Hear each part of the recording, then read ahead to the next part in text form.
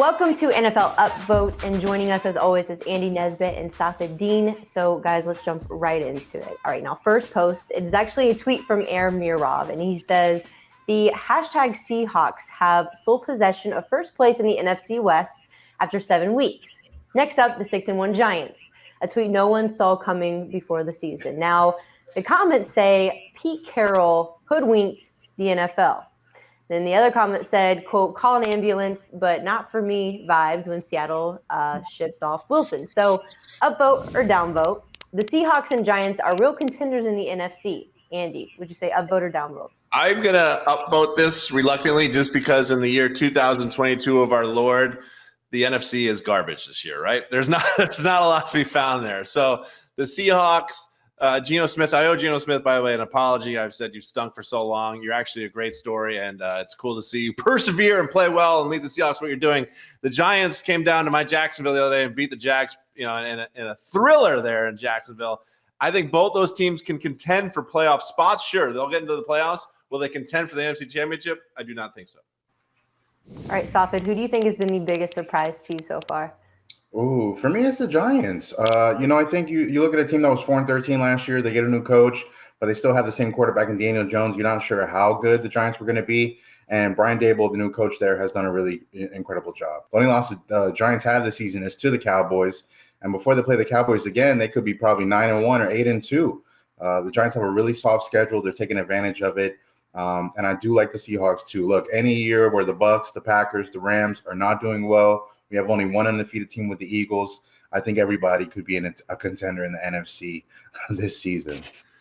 All right, fair enough. Okay, next thread. So it's a tweet from our very own Ryan Wood, who was covering the Packers-Commanders game in D.C., and he said, Dan Snyder's wife getting booed during a promo on the big screen during this timeout, and now allowed sell the team chant.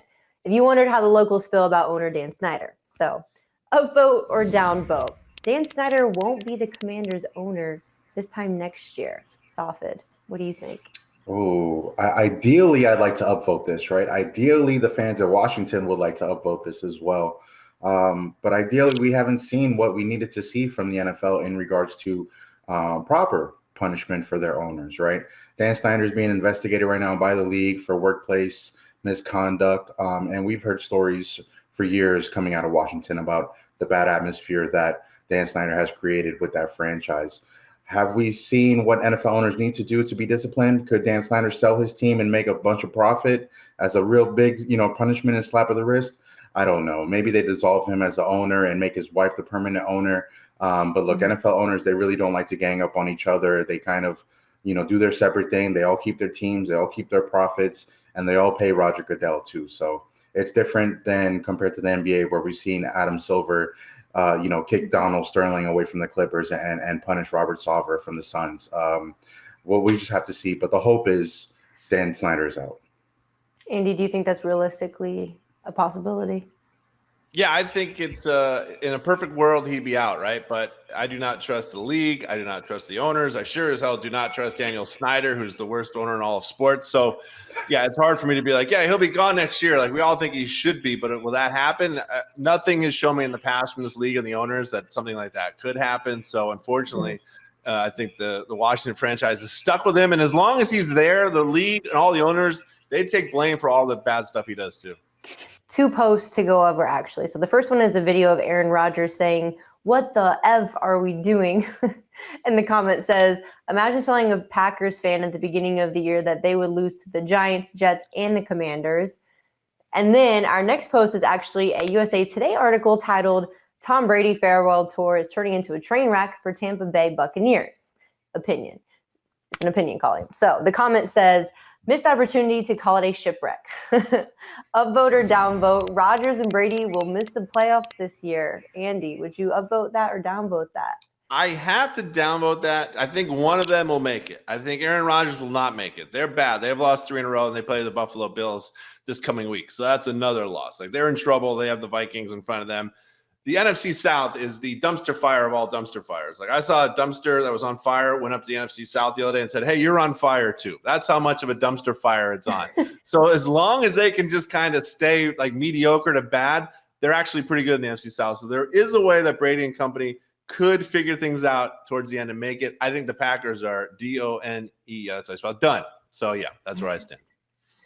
Safid, I have a very important question for you going off this. Why do you think that the Chiefs have been able to thrive without Hill, but the Packers haven't been able to do that without Devontae Adams?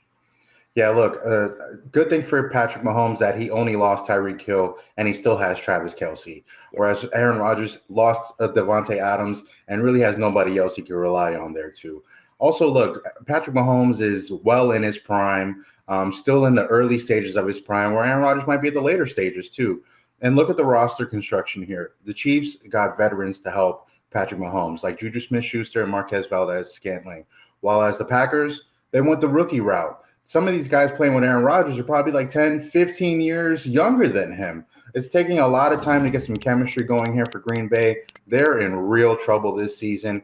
Tampa Bay still has enough talent all around to kind of get past and win their division and get into the postseason. And as we all know, that's really all Tom Brady cares about, is shining when the lights are the brightest in the playoffs. And against the Commanders, Rodgers was seen at one point saying, like, what the bleep are we doing? And like, dude, that's on you. You're the quarterback. You should be leading this way. You're one of the best quarterbacks to ever play the game. Like, you should be doing a lot better than you're doing. Yeah. All right, next post is a good one. So it's a post captioned, just an average week being a Niners fan. And it's a meme with the Niners mascot, Sourdough Sam. I didn't know that was his name. Looking at a rainbow over the Golden Gate Bridge with the caption, I want to die. And the comment says, being a 49ers fan means living in a consistent disappointment. At least Christian McCaffrey didn't get hurt his first game. And I salute all my Niners fans. At least we suffer together. So upvote or downvote. The 49ers are not as good as they look on paper or in person. Safid, upvote or downvote. Oh, you know what? I'm going to downvote this. It's not fair to the 49ers that their first game of Christian McCaffrey, they went up against a Super Bowl contender in the Chiefs, right? They're going to look a lot better, the 49ers are, against every other team they face this season, as long as they don't face the Chiefs and the Bills later on this year. I think this game that the 49ers lost against the Chiefs was a bigger statement overall, and to say the AFC, all the power lies over there. If you're Kansas City, if you're Buffalo, and maybe even the Cincinnati Bengals, those might be the teams to beat this year. The 49ers can go battle it out with Philly, but I'm not sure any team in the NFC could really stand toe-to-toe with the Chiefs or the Bills this season. All right, so this next post is a straightforward one. It said, Joe Burrow today is 34-42, 501 total yards, 4 total touchdowns. Now, he is the first quarterback in NFL history with multiple 504 games in his career. So, upvote or downvote, the Bengals and Joe Burrow are back to being contenders, Andy. Up. That was classic, like, NFL reaction, right? After the first few weeks, we're all like, oh, they're doomed. They have a Super Bowl hangover. Like, they're fine. They're all very good football players. If Jamar Chase can stay healthy, they're going to be awesome. Joe Burrow's first half yesterday was like a fantasy just bombshell of a show by Joe Burrow. Like, they are very good. They're back to where they need to be, and they're back there in the conversation we said last week with the Chiefs and the Bills. They got to be right up there. Philadelphia is 6-0 and still has a top 5 pick as of right now in the draft. So if the Saints keep losing, the Eagles could be a 1 seed and have a top 5 pick next year. So upvote or downvote, Safid. The Eagles could be on the cusp of a dynasty. Ooh, cusp of a dynasty. You know what? I'm going to upvote that. Look, they got a lot of young talent there. And mainly it starts with Jalen Hurts, right? He has taken his game to another level this season. He's a big reason why they are 6-0. But real quick, as we talk about the draft, the Panthers, what are you guys doing? Why are you guys beating Tom Brady and the Buccaneers? You're supposed to be in line for the number 1 pick. You might have ruined your whole future just by getting this one win. Stop winning this year, Carolina. Andy, if the Saints keep losing, the Eagles could be a 1 seed and have a top 5 pick next year. So would you upvote or downvote that?